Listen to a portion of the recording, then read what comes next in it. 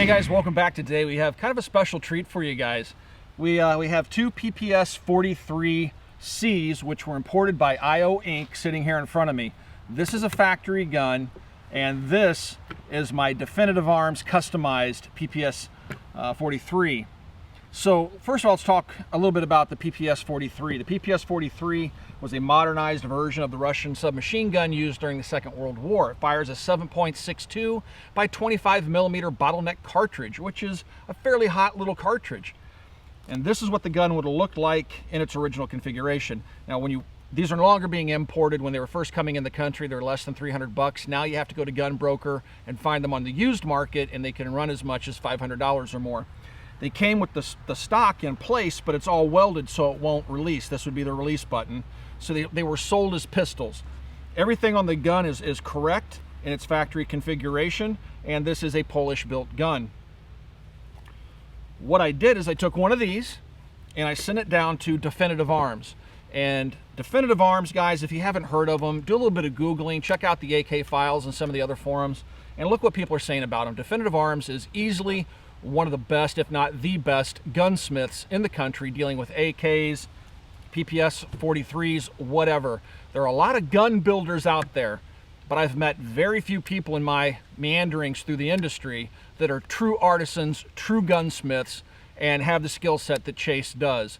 I can't tell you how much that guy impresses me, and he's only 30 years old. There are guys in the industry that consider themselves to be gunsmiths that are fairly popular, but they really can't even touch Chase's capabilities. The guy just totally impresses me. Anyway, so what I did because of that is I chose him for that reason, and I sent him one of the guns. I said, dude, do something cool with it. I want a modernized PPS-43, and this is what he sent me. This is now an SBR. He manufactured the locking mechanism. So now that the gun has its original folding stock, he went ahead, and you can see what the factory barrel looks like here on the military version with its rather crude stamped sheet metal muzzle brake. He cut that back, actually cut it off, exposed the barrel, put a 5/8 by 24 thread on there, and now I have an A2 bird cage. And you're probably thinking, why in the world would you want an A2 bird cage on a PPS-43? Well, that's because I love my Griffin Armament suppressors, and I wanted a 30 SD on the gun. So now it accepts my Griffin Armament 30 SD can.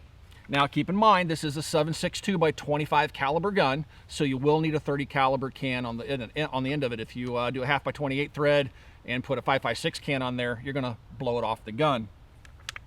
You'll also notice it's running an AK grip, which I actually kind of like. I can change the grip out to anything I want. I can put an MOE grip on there. I can put an AK-47 grip on there, whatever. It has a T block in here, has a regular setup for AK grips, and this is the factory original grip.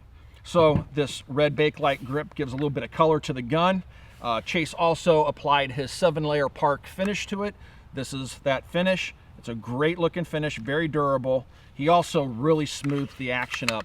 Guys, when you get these things out of the box, the original IO Inc. guns, they are very gritty, very hard to operate. The safeties would oftentimes take 2 or 3 fingers. You really had to apply a lot of force.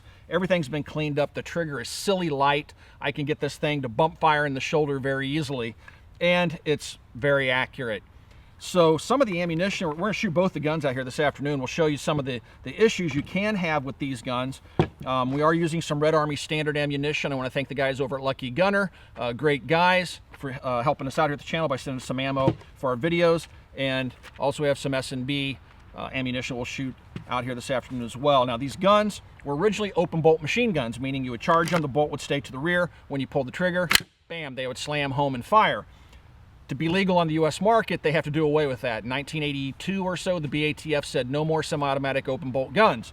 So now they had to put a hammer mechanism inside here that, bolt goes home, hammer falls, hits a firing pin and fires the gun. The problem is the springs in these on the hammers are oftentimes very weak, and you'll get light primer strikes, especially with military ammunition. Like some of the Bulgarian stuff is still available out there, and also keep in mind it's oftentimes corrosive. Now, none of the new stuff like the Red Army Standard, which is coming out of Romania, or the S&B stuff is corrosive. So if you're going to shoot these, it's more expensive. The surplus ammo is not cheap anymore. I would just recommend getting some Red Army Standard or maybe even some S&B, and you might minimize those light primer strikes, but not always. So Chase also did a really bang-up trigger job on this gun. It's just a sweet shooting rifle. Let's go ahead and load up some magazines, head over to the bridge over troubled water, and do some shooting at some challenge targets we have downrange.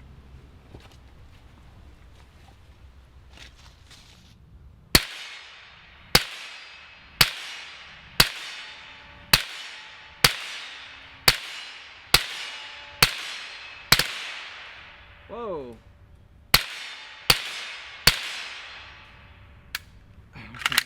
I never know if I'm going to bump fire that little guy. Okay, that was actually, I think that was the S&B stuff maybe. And let's give some of that Romanian stuff a try here.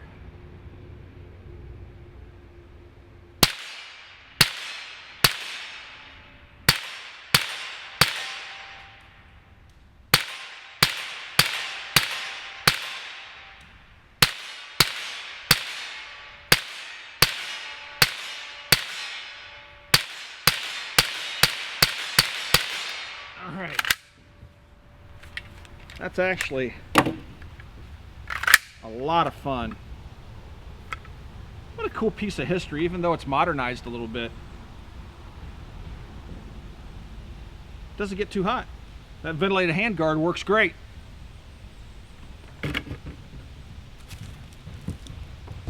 I'm going to go ahead and break the PPS-43C down. I'm not going to break down my Definitive Arms gun because it's absolutely filthy from shooting it today. I'm going to wuss out and go ahead and shoot, break down the one we haven't shot much, the clean one. So take the magazine out, pull the bolt back, make sure the chamber is empty. Then you just have this little button. It doesn't even look like a button right here. You push that in with your thumb and it hinges open. And you're not going to be able to take the front pin out. That's press fit. All right, so that sucker stays in there. You just hinge the gun open. Now, if you want to get the bolt out, just grab the bolt, pull it back slightly, and it'll pop out of its track, and then you'll just have, you get it out of there, a recoil spring, which just pops out, and then kind of a rudimentary buffer and end plate.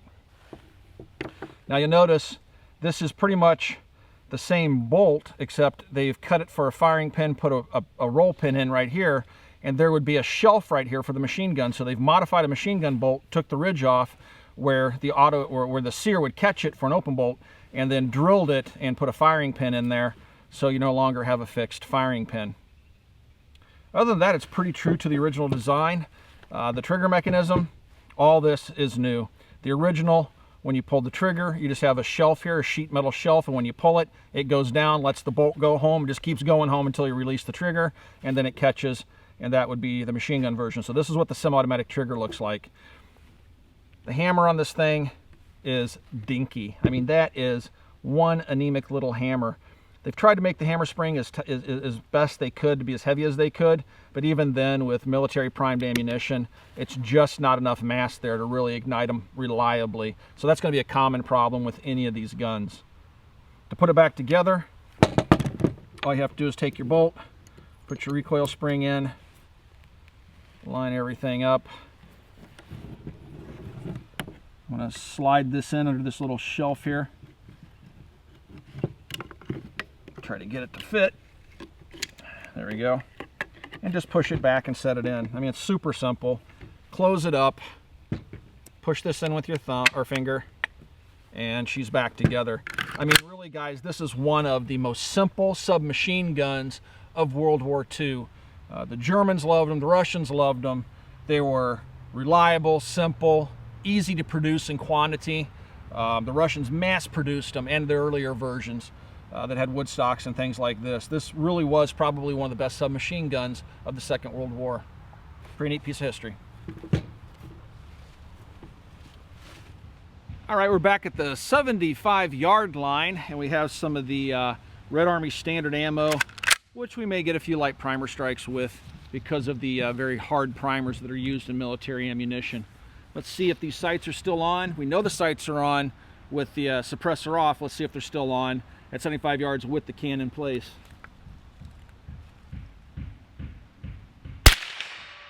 Yep.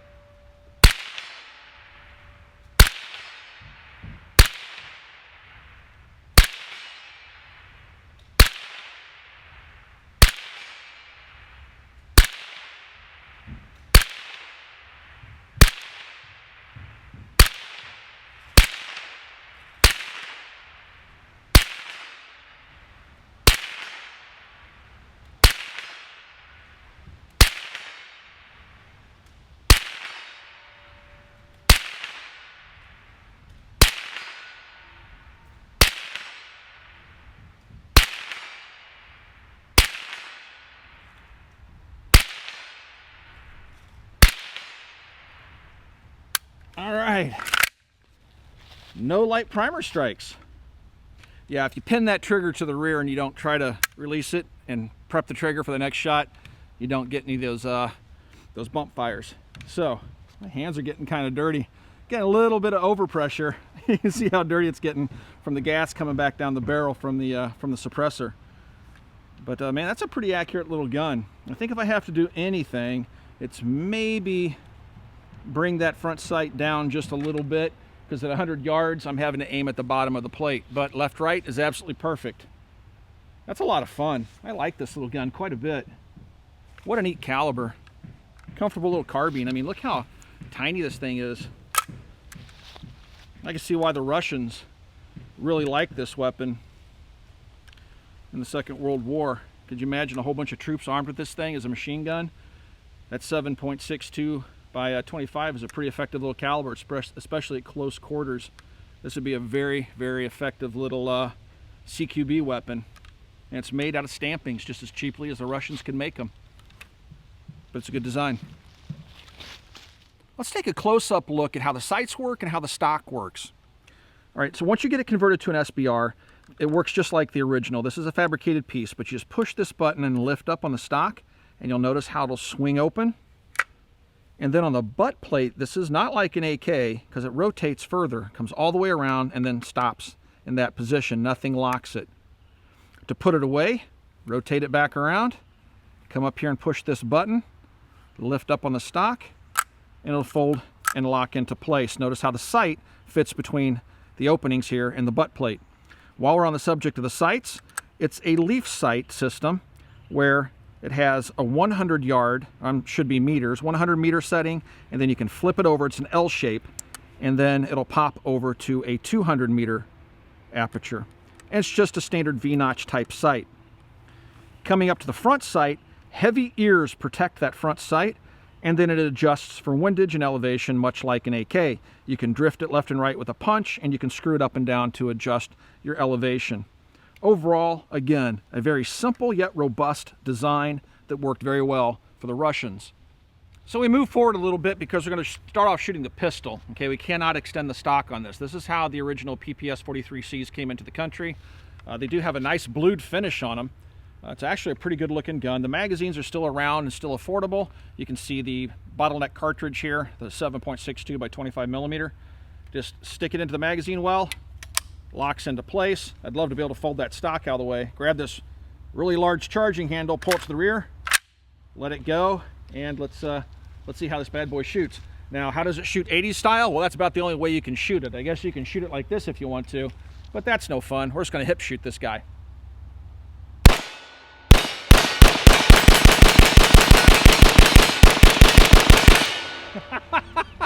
That thing's actually a blast to shoot.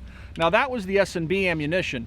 It doesn't seem like we were getting any light primer strikes with that stuff. It's probably because it's using commercial primers. We'll break the gun down and show you what it looks like on the inside here in a little bit, but it has a very anemic hammer and spring in there. They didn't have a whole lot of space to work with. It's a very narrow gun, and like I said in the opening of the video, it was originally designed to be an open bolt machine gun. But that S&B stuff ran flawlessly in it, and I think I only missed one round when I was shooting that steel target. So even from the hip, this little guy's pretty cool to shoot. But I will say I much prefer it as an SBR. If you want to make the gun safe, this is your safety lever right here. You pull it back and the gun cannot fire. It locks the trigger. To make it ready to fire, you just push forward with your finger and then click, it'll fire. All right, guys, it's time to answer the two most common questions I get, it seems like, in most every video. The questions are, does it 80s hip fire? And we already know it does that. And does it take Glock magazines? And the answer to that question would be no. It takes its own proprietary magazine. But that doesn't mean it's not a heck of a lot of fun to shoot.